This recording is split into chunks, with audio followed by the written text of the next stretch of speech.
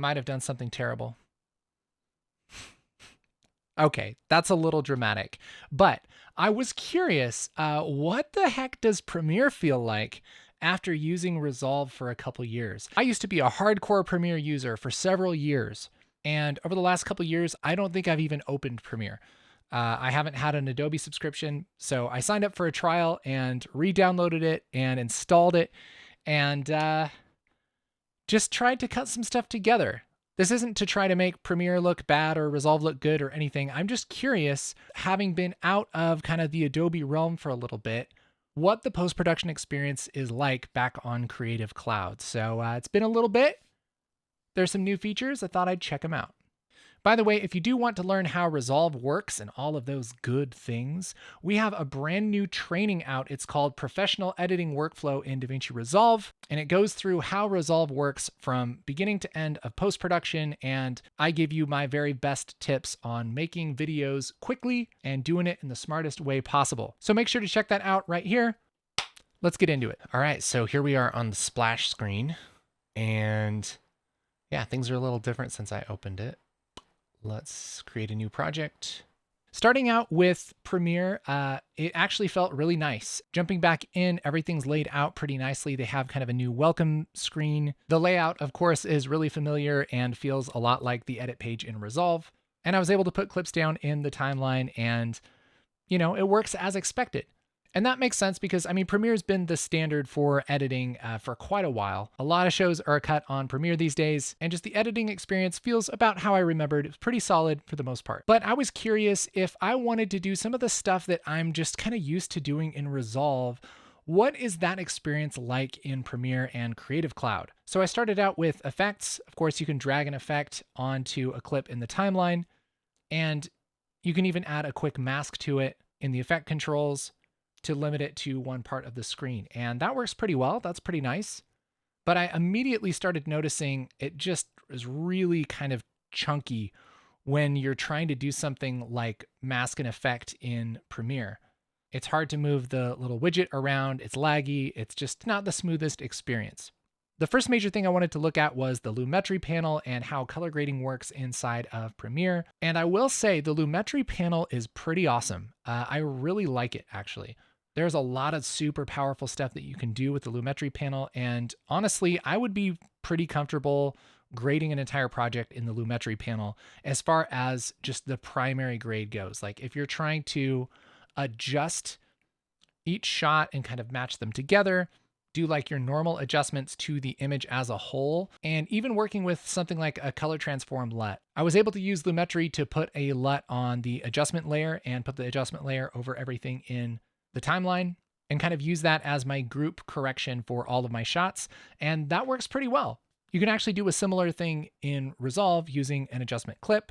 And so that way of color grading makes sense. They do have quite a bit of presets and all kinds of controls that you can mess with Lumetri, and it gives you quite a bit of control. Very, very, very good. So like one level deep of color grading, I think is excellent. And I would say at least with that level of color grading, pretty comparable with Resolve. But the problem comes when you try and get a little bit more fancy. So if you're trying to select part of a shot with a mask and kind of just brighten one element, that's where things get pretty difficult because you have to duplicate the Lumetri effect and put a mask on that. And the mask itself doesn't really perform super well.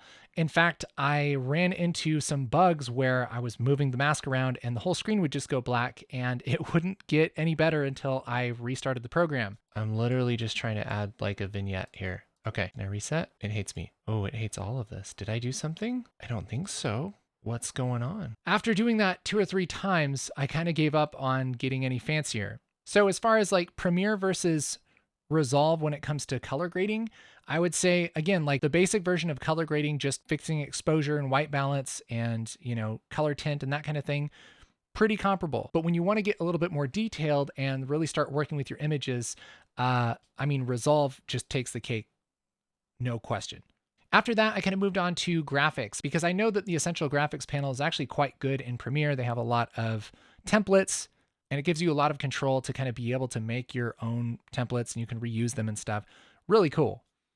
So I opened up a couple of those and started messing with them. And again, it was just a lot of problems. It was a lot of lag, a lot of bugs, and I had to restart Premiere a couple times. And, it might just be my system. It might be. I'm not saying that Resolve doesn't have bugs.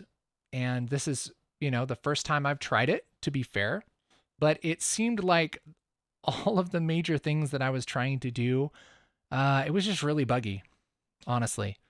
And it got to the point where after half an hour of messing with things, I kind of just gave up and assumed that I wouldn't get to do fancy things on my video, which is a really sucky feeling to have as a creative person.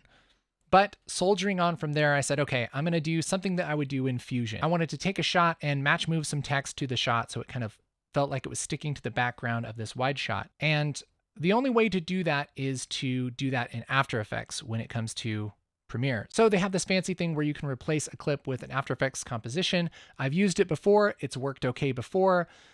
For whatever reason, it didn't work okay this time. I could not get it to work. It said that I didn't have After Effects, even though I did. And any amount of messing that I did couldn't convince it that it was okay to send it to After Effects. So what I did was open the footage in After Effects and kind of did some tracking on that.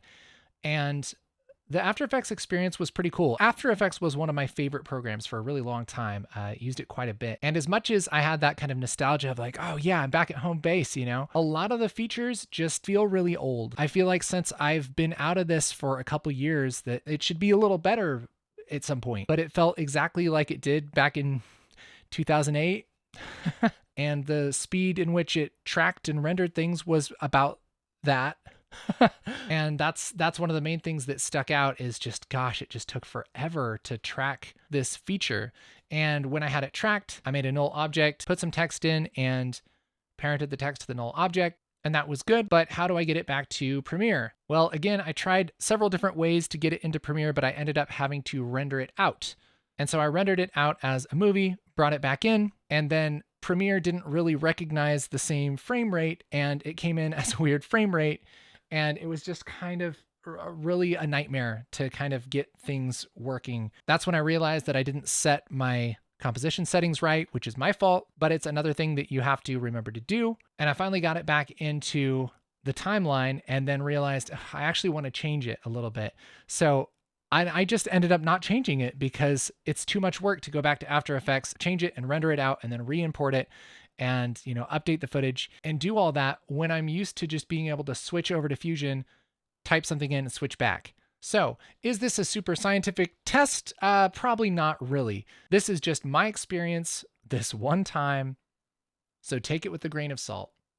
But after being completely out of Creative Cloud for a couple years now, I can honestly say that opening that up and trying to work with it, I didn't get that feeling of, oh yeah, this is nice. I got the feeling of, man, this is like way more awkward and way more complicated than I'm used to working with Resolve. So I thought this was a cool little experiment. Tell me what you thought about this and what your favorite things are about Premiere versus Resolve. Just remember to be nice, because a lot of people work really hard on these apps. We got to be respectful. You know what I'm saying? I hope you've enjoyed this, hopefully fair and trying to be honest look at jumping back into Premiere in the land of 2022. If you do want to check out that editing workflow in DaVinci Resolve course, that's available right here or down below. Hey, thanks for being here today and for listening to my opinions and stuff, because not everybody does that on the internet. You're a gem.